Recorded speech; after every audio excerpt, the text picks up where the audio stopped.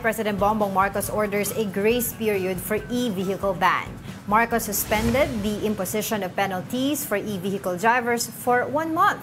This means drivers of prohibited vehicles will only be informed about the ban. It covers e-bikes, e-trikes, and other light vehicles on major roads in Metro Manila. Violators were fined 2,500 pesos while a number of unregistered vehicles were impounded. At saka 2,500, laki multa niyan. Napakabigat na para sa kanila. So, bigyan natin silang 1 buwan para alam nila kung ano ba yung dapat nila gawin.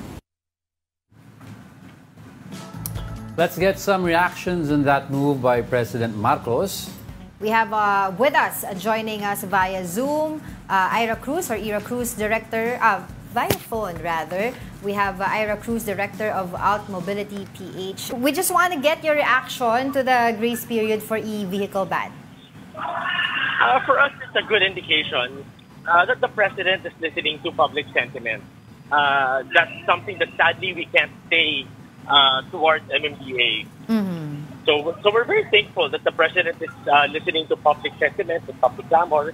And we hope that this leads to a bigger conversation about mobility.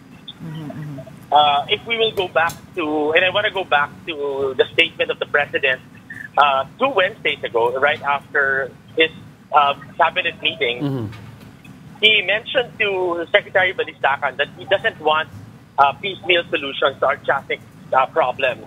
And this ban is an example of a piecemeal solution. So we're really hoping that this opens the doors now to a conversation for a more comprehensive plan.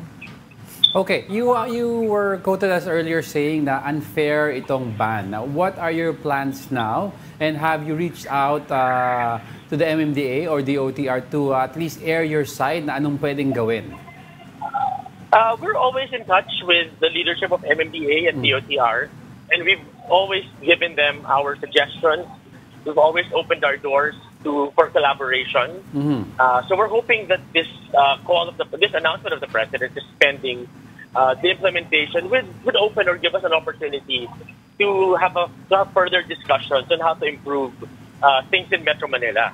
You know, the way we see it is that is that in order for us to improve the mobility of everybody in Metro Manila, we need to be looking into progressive policies, such as, number one, deviating and departing from car-centric policies, which over the years MMDA has been espousing. And then really look into policies that promote active transportation and even road-based mass public transportation. You know, at the end of the day, all our objectives here is to be able to improve the mobility of everyone. And this is the direction that we should be taking in order to get there. But, okay, Ira, but what would you suggest then, given tumataas nga aksidente because siguro hindi pa sanay ang mga drivers natin and the big cars how to interact with each other? What would be the suggestion then? Are you open then to regulating at least how these e-trikes and e-bikes should be used? First of all, I think we need to put that number into context. Based on MMDA's own report, we can see that road crashes involving cars or motor vehicles reach 51 to 52%. That's more than half and bigger than any mode of transportation. And based on the same report, only 2% is attributed to e-trikes and bicycles, and that's a consolidated number already. So the response is really unproportionate, which is very bewildering for us. So the conversation moving forward should be really, and I need to go back and hammer on this it's really about mobility and not restriction. So we should be looking into how can we make that shift, or how can we start moving towards a direction where our streets should be serving more people than cars. It's not as easy as it sounds, but it's just that the progress needs to start now. And unfortunately, policies like this are steps backward towards that progress.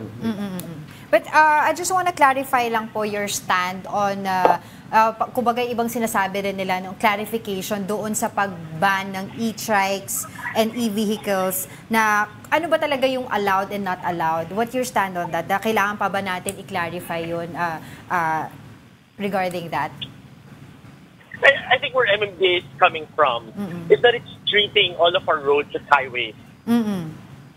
Which means that they're only looking towards metrics such as speed of vehicles. Now, in road safety, the speed of vehicles is a huge contributing factor to the severity of road crashes. So that's contradicting their objective of promoting road safety. We should start looking at how we can redesign. So the question should be flipped in the sense that how can we redesign our streets so that it becomes more accessible to more people. Now 88% of people in Metro Manila do not own private vehicles. So we need to be worrying about the mobility of the 88%. So ano po yung stand niyo dun sa mga kailangan pa daw po i-register? Itong mga e-bikes, e-scooters, tsaka kailangan din po ng lisensya. I think it's important to go back to the reason why they want to have it registered. And unfortunately, the only reason why they want to have it registered is so that they can apprehend. And I think that is where the problem lies, and that MMDA is pouring all its effort in apprehension rather than coming up with sound solutions.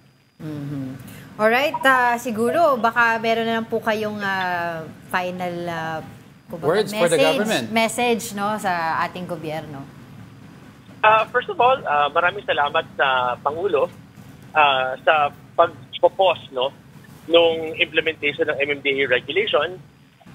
We do hope that in the next few days, we will see indications where the President would lean towards coming up with a comprehensive plan. It already came from him. He already mentioned it in his cabinet meeting. And we hope that an executive order will be released designating a single national government agency to lead this initiative so that we can once and for all align all government agencies towards improving mobility and so that there's one national government agency that's accountable for doing this. Alright, maraming salamat po sa inyong oras. Ira Cruz, Director of AltMobility PH. Maraming salamat din po.